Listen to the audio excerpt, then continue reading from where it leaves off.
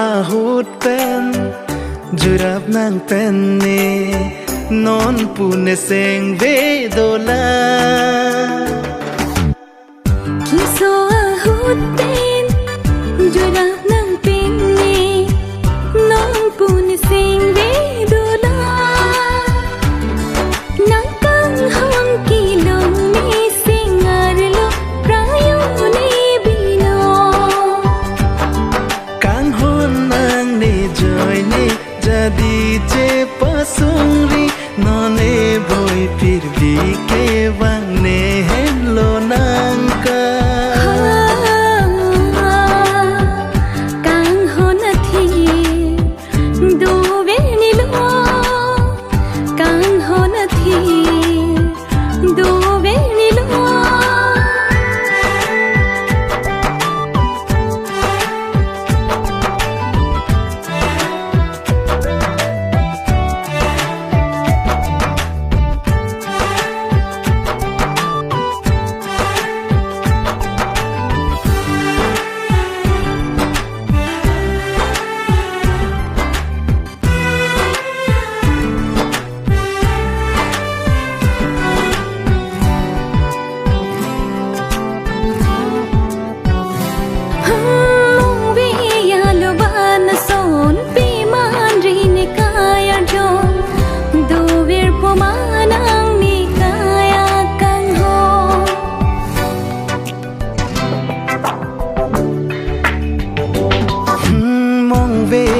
Lobana son peman melone kang hon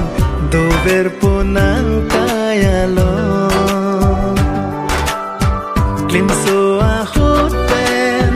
joy rap nang pen ne non pune seng vedola रूप हाय खम खेत में जादी ची पसुननी चियो नंगे लाई री जा ककी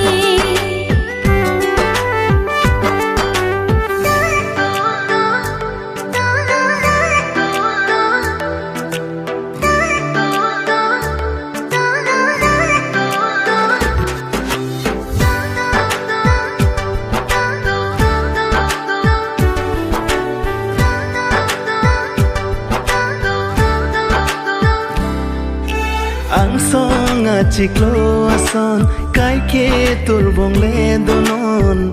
son thot si itum akaya lo pituret pendo nang kang ho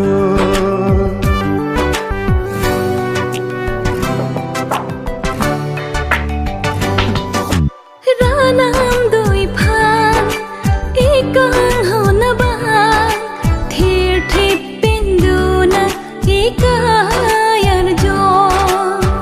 klim so ahut pen